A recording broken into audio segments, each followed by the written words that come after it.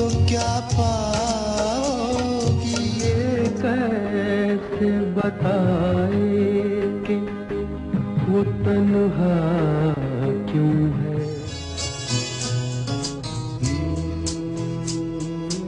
एक आवाज सुनाई दी है, घनी गहरी गुफाओं से उभरती, समुद्र की लहरों में छिपी खामोशी पहने हुए, सुबह की पहली किरण का आभास बने। होठों से छू लो तुम। एक आवाज सुनाई दी है, नाम जगजीत सिंह, और बस इतना कहना काफी है। 5 दशक और आज भी जब ये आवाज शब्द पहनती है, गालिब या फिराक के, कबीर या नानक के, या फिर लोकगीत, जगजीत सिंह सुनने वालों को कब अपने जादू में समेटकर किसी और ही खामोशी में ले उड़ते हैं पता नहीं चलता। सफर राजस्थान के छोटे से शहर श्री गंगानगर से शुरू हुआ, जालंधर के डीएवी कॉलेज और फिर कुरुक्षेत्र यूनिवर्सिटी से गुजरता हुआ मुंबई की ओर हो चला। इनके पिता ने इन्हें बाकायदा शास्त्रीय संगीत में शिक्षा दिलवाई, जो आगे चलकर इनकी ढाल भी बनी और विश्वास भी। पद्म भूषण जगजीत सिंह ने 80 से ऊपर एल्बम्स पेश की हैं, फिल्मी संगीत को अपनी पहचान दी है, दुनिया में बिखरे संगीत प्रेमियों को खुशनुमा पल बांटे हैं, और हर उस इंसान को जो शायरी से अपनी रूह को सींचता है उसे सपने दिए हैं, और गजल गायकी में एक ऐसा मुकाम पाया है जो दूर दूर तक शायद ही कोई और छू पाएगा। इनसे बहुत ही खास मुलाकात between us. Welcome to the show Jagjit जी।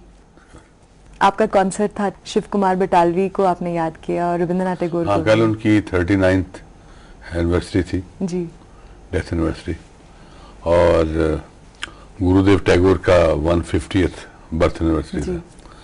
तो both are great poets of our country, तो I dedicated the entire evening in their names yesterday. जी, शिव बटालवी को तो आप पर्सनली जानते थे? हाँ, पर्सनली मैं उनके साथ रहा भी हूँ काफी देर, काफी मिलते थे हम महफिलों में, प्रोग्राम्स में। जी, उनको लेके बहुत इंट्रीग है, खासकर शायद एक तो बहुत जबरदस्त पोएट थे पंजाब के, और ऊपर से बहुत छोटी उम्र में चले गए। उनके बारे में क्या यादें हैं आपकी?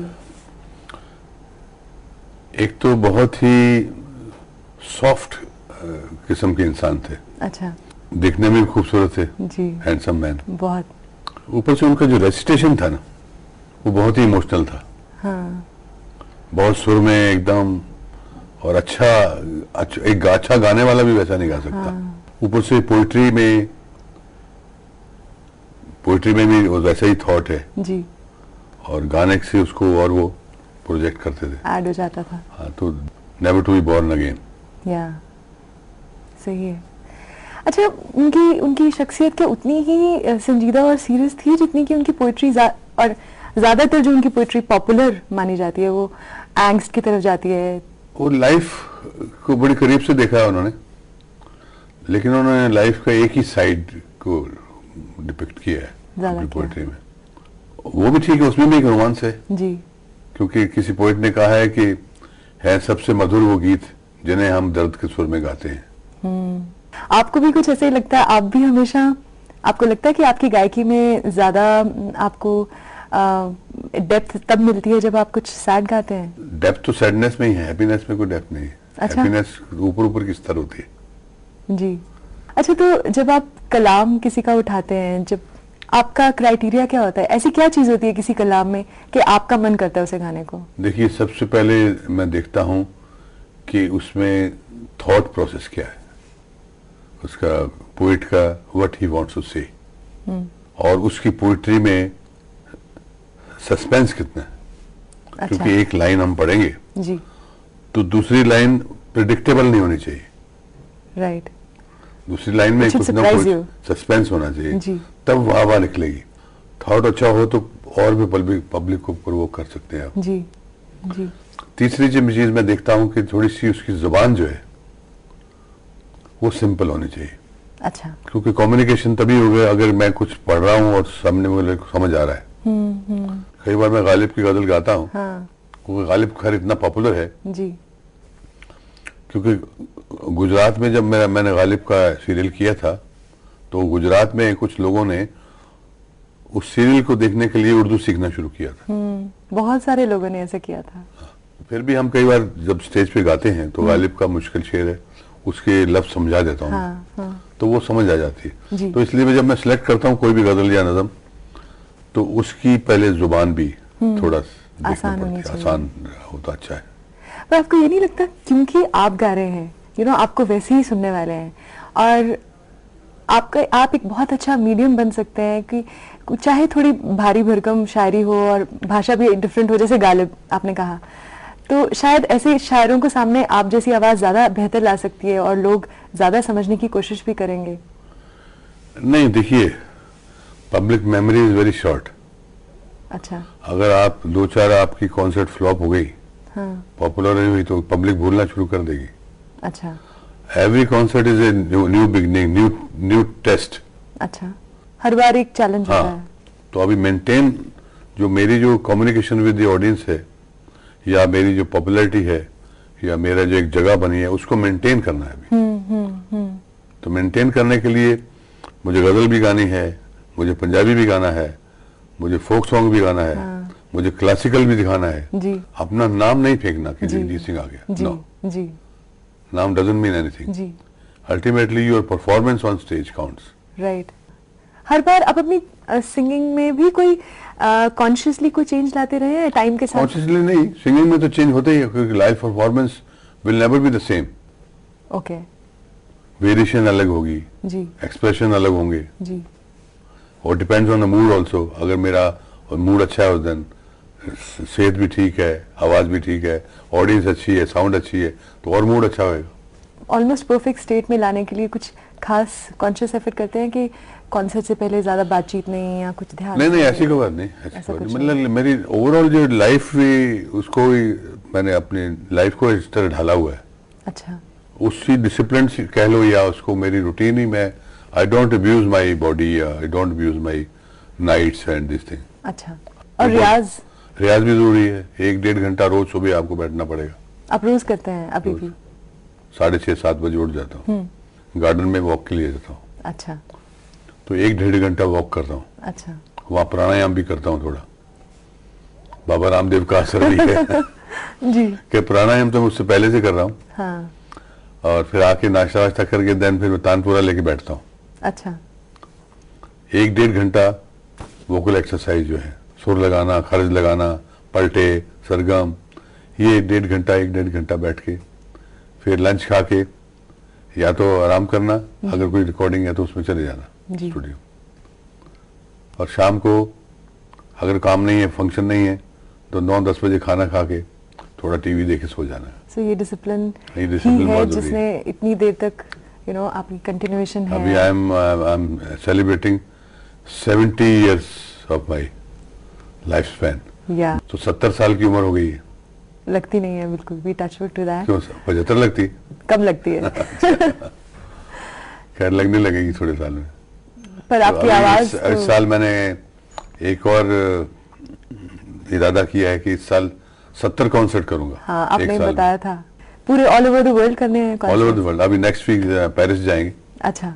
उसको आने के बाद लंदन है, फिर हॉलैंड है, फिर इंडिया में है, फिर शायद स्टेट्स भी जाएंगे। अच्छा। अच्छा, आपका ये पंजाबी चैनल है क्या? हाँ, पंजाबी, हिंदी, तो इंग्लिश। पंजाबी की गल कर रहा हूँ, तो क्यों उर्दू बोली जा रही है? चलिए पंजाबी ਚ ਅਸੀਂ ਗੱਲ ਕਰਦੇ ਹਾਂ। ਅੱਛਾ, ਤੁਸੀਂ ਮੈਨੂੰ ਗੱਲ ਕਰ ਰਹੇ ਸੀਗੇ ਕਿ ਤੁਸੀਂ ਸਮੇਂ ਦੇ ਨਾਲ ਤੁਸੀਂ ਆਪਣੀ ਕੰਪੋਜੀਸ਼ਨਸ, ਤੁਹਾਡਾ ਸਿੰਗਿੰਗ ਸਟਾਈਲ ਇਵੋਲਵ ਹੋਇਆ ਹੈ। गजल तो ही है जी। तो सिंगिंग स्टाइल थोड़ा मॉडर्न कर देगा जी। टाइम वेस्ट नहीं करना। तो अगर ऑडियंस ਨੂੰ ਸੋਚਣ ਦਾ ਟਾਈਮ ਦੋਗੇ तो फिर कुछ और सोचेगी। सोचने का टाइम ही ना दो, लगे रहो। अच्छा। हाँ, आजकल वेस्टर्न इंस्ट्रूमेंट यूज करते हैं, सिंथेसाइजर आ गया, बेस गिटार है, सैक्सोफोन है, वो रिकॉर्डिंग यूज करते हैं। अच्छा। बाकी स्टेज पे मैं इंडियन इंस्ट्रूमेंट ही रखता जी। और मेरा कदे -1 नहीं किया प्रोग्राम। ਤੁਹਾਨੂੰ ਪਤਾ ਹੈ 90% ਜਿਹੜੇ ਆਰਟਿਸਟ ਹੈ ਅੱਛਾ ਬਾਲੀਵੁੱਡ ਦੇ, ਹਾਂ, ਉਹ -1 ਇਹ ਹੈ ਕਿ ਟੇਪ ਬਜਾ ਦੇਣੀ, ਹਾਂ, ਤੇ ਨਾਲ ਮੂੰਹ ਹਿਲਾ ਦੇਣਾ। Lip syncing. ਹਾਂ, lip syncing. Right, of course. ਉਹ ਬੇਵਕੂਫ ਬਣਾਉਣ ਵਾਲੀ ਗੱਲ ਹੋ ਗਈ। ਬਿਲਕੁਲ। ਪਰ ਆਡੀਅנס ਨੂੰ ਦਿਖ ਜਾਂਦਾ ਹੈ। हाँ, दिख जाता है। फिर भी ऑडियंस बड़ी खुश होती, तालियां मारती। ਉਹ ਸਿਰਫ भोले लोग हैं, की करोगे। हाँ। अच्छा, ये पूरा गान ਦਾ ਜਿਹੜਾ ਤੁਹਾਡਾ ਐਕਸਪੀਰੀਅੰਸ ਹੈ, ਤੁਹਾਡਾ ਐਕਸਪੀਰੀਅੰਸ ਕਿੰਨਾ ਕੁ ਬਦਲਿਆ ਹੈ? ਤੁਹਾਨੂੰ ਪਹਿਲੇ ਕੀ ਮਹਿਸੂਸ ਹੁੰਦਾ ਸੀ ਜਦੋਂ ਗਾ ਰਹੇ ਹੁੰਦੇ ਸੀ, ਹੁਣ ਤੁਹਾਡੇ ਅੰਦਰ ਕੀ ਚੱਲ ਰਿਹਾ ਹੁੰਦਾ ਜਦੋਂ ਤੁਸੀਂ ਗਾ ਰਹੇ ਹੁੰਦੇ ਹੋ ਲਾਈਵ ਆਡੀਅנס ਦੇ ਸਾਹਮਣੇ? ਮੇਰੇ ਅੰਦਰ ਤੇ ਮੋਸਟਲੀ ਇਹੀ ਹੁੰਦਾ ਹੈ ਕਿ ਇਹ ਪਰਫਾਰਮੈਂਸ ਜਿਹੜੀ ਮੈਂ ਅੱਜ ਕਰ ਰਿਹਾ ਇਹ ਪਹਿਲੀ ਪਰਫਾਰਮੈਂਸ ਨਾਲੋਂ ਚੰਗੀ ਹੋਣੀ ਚਾਹੀਦੀ। ਅੱਛਾ। हाँ। सरकते जाए है रुख से नकाब आहिस्ता आहिस्ता। हुण ये लाइन जड़ी है सरकते जाए है रुख से नकाब आहिस्ता आहिस्ता। तीसरी बार गावांगे तो और कुछ वेरिएशन सूझेगी जी। वो स्टेज ਤੇ सूझ ਜਾਂਦੀ ਹੈ। Welcome back. ਜਗਜੀਤ ਜੀ, ਤੁਸੀਂ 80 ਤੋਂ ਉੱਤੇ ਐਲਬਮਸ ਰਿਲੀਜ਼ ਕੀਤੀਆਂ ਹੋਈਆਂ, ਇੰਨੀ ਸਾਰੀ ਗਜ਼ਲਾਂ ਦੀ ਕੰਪੋਜੀਸ਼ਨ, ਸਪੈਸ਼ਲੀ ਸ਼ਾਇਰੀ ਜਿਹੜੀ ਹੈ ਇੱਕ ਤਰ੍ਹਾਂ ਦੇ ਮੀਟਰ ਵਿੱਚ ਲਿਖੀ ਜਾਂਦੀ ਹੈ। ਹਾਂ। ਉਹਨੂੰ ਹਰ ਬਾਰ ਅਲੱਗ ਤਰ੍ਹਾਂ ਨਾਲ ਕੰਪੋਜ਼ ਕਰਨਾ ਬਹੁਤ ਵੱਡਾ ਚੈਲੰਜ ਹੁੰਦਾ ਹੋਏਗਾ। ਉਹਦੇ ਵਾਸਤੇ ਕੀ ਐਫਰਟ ਚੈਲੰਜ ਹੈ ਵੀ ਨਹੀਂ ਵੀ, ਜਿਹੜਾ ਤਾਂ ਬੰਦਾ ਟ੍ਰੇਨਡ ਮਿਊਜ਼ੀਸ਼ੀਅਨ ਹੈ ਜੀ ਉਹਦੇ ਵਾਸਤੇ ਤਾਂ ਕੋਈ ਚੈਲੰਜ ਨਹੀਂ। ਅੱਛਾ। ਮਿਊਜ਼ਿਕ ਦੀ ਐਮਏ ਵੀ ਕੀਤੀ, ਸਭ ਕੁਝ ਕੀਤਾ, ਤੇ 80-90 ਰਾਗ ਤਿਆਰ ਕਰਨੇ ਪੈਂਦੇ ਆ। ਹਾਂ। ਉਹ ਸਭ ਰਾਗਦਾਰੀ ਕੀਤੀ, ਸਭ ਖਿਆਲ ਤੁਰਪਾ, ਸਭ ਕੁਝ, ਐਵਰੀ ਫਾਰਮ ਆਫ ਸਿੰਗਿੰਗ ਮੈਂ ਸਿੱਖੀਏ ਸਿੱਖੀ ਹੈ। ਮੈਂ ਗਜ਼ਲ ਪੜ੍ਹਦਾ, ਥਾਟ ਉਹਦੇ 'ਚ ਕੀ ਹੈ ਉਸ ਹਿਸਾਬ ਨਾਲ ਉਸ ਵੇਲੇ ਦਿਮਾਗ 'ਚ ਆ ਜਾਂਦਾ ਕਿ ਇਹ ਸੁਰ ਜਿਹੜੇ ਇਹਦੇ ਵਾਸਤੇ ਠੀਕ ਰਹਿਣਗੇ। ਅੱਛਾ, ਆਪਣੇ ਆਪ ਹੀ। ਹਾਂ। ਇਹੋ ਜਿਹਾ ਕੋਈ ਖਾਸ ਸ਼ਾਇਰ ਹੈ ਜਿਹਨੂੰ ਕੰਪੋਜ਼ ਕਰਨਾ ਬੜਾ ਮੁਸ਼ਕਿਲ ਲੱਗਿਆ ਹੋਇਆ ਤੁਹਾਨੂੰ ਫਿਰ ਵੀ? ਇਹ ਜਿਹੜੀ ਸਰਕਤੀ ਜਾਏ ਰੁਖ ਸੇ ਨਕਾਬ ਆहिस्ता आहिस्ता, ਇਹ ਬੜੀ ਮੁਸ਼ਕਿਲ ਸੀ। ਮੈਂ ਪਹਿਲੇ ਕਾਬੂ ਨਹੀਂ ਆਈ ਸੀ ਮੇਰੇ। ਅੱਛਾ। ਹਾਂ, ਸਾਲ 1.5 ਸਾਲ ਮੈਂ ਸਟਰਗਲ ਕਰਦਾ ਰਿਹਾ। ਸਿਰਫ ਇਸ ਦੀ ਕੰਪੋਜੀਸ਼ਨ ਨਾਲ ਕਈ ਟਿਊਨਾਂ ਗਾਈਆਂ, ਫਿਰ ਲਾਸਟ ਤੇ ਇਹ ਟਿਊਨ ਜਿਹੜੀ ਅੱਜਕੱਲ ਗਾਣਾ ਇਹ ਠੀਕ ਹੋਈ। ਜਿਸ ਤਰ੍ਹਾਂ ਹੁਣ ਗਾਲਿਬ ਦੀ ਗਜ਼ਲ ਹੈ, ਹਾਂ ਹਾਂ, आँख को चाहिए एक उम्र असर होने तक। हाँ। तक ऐसा वर्ड है, बंद हो जाता है। बिल्कुल। उन कंपोज करना बड़ा मुश्किल है। हाँ। आह को चाहिए एक उम्र असर होने तक। वो सुझन वाली गल है, सुझ गई बस तो हो गया। और एक बहुत ही खूबसूरत कंपोजिशन है, सारे ही रटियां हुई हैं। जिन्होंने तुहानू सुना है वो सारी गजलां रटियां हुई हैं, because that means there is something in the compositions besides simplicity. Simplicity सुनन लगता है सिंपल है, गाओगे थोड़ा मुश्किल लगेगा जी, लेकिन सुनने वाला कहता कि मैं भी गा सकता जी। और through of words is should be correct. हाँ, क्लियर होना चाहिए जी। थोड़ा नेजल पैसेज करेक्ट चाहिए, गला ठीक चाहिए, छाती ठीक चाहिए, क्योंकि voice is combination of from diaphragm to nose. Right. फिर थोड़ा लफ्ज जो है ना वो करेक्ट प्रोनाउंसिएशन आएगी उसकी जी। अच्छा, तुम आर यू अवेयर कि जिन्हें तुहानू सुनिया है ना, तुहाडियां गजलां सुन के जो वड्डा होया है, या तो इलावा नाल मेहदी हसन, गुलाम अली, फरीदा खानम, मलिका पुखराज, नूरजहां, ठीक है वो तुहाडे तो पहला सीगे, पर you know after this whole line of masters there is very little chance कि कोई होर सिंगर अपनी गजल गायकी विच अपनी पहचान बना सकता, बिकॉज हर किसी का रिएक्शन होंदा है कि अगर मैं सुनना ही है कलाम तो मैं I might as well listen to Jagjit Singh. Are you aware of this? नहीं, मैं अवेयर तो हैं, पर ये कोई बड़ी तोप नहीं मारी मैं। सब तो पहले असी बेगम अख्तर का नाम लेने जी।